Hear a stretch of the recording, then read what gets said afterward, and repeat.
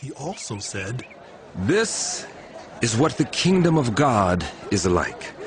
A man scatters seed on the ground. Night and day, whether he sleeps or gets up, the seed sprouts and grows, though he does not know how. All by itself, the soil produces grain. First the stalk, then the head, then the full kernel in the head. As soon as the grain is ripe, he puts the sickle to it, because the harvest has come." Again he said, "What shall we say the kingdom of God is like? Or what parable shall we use to describe it?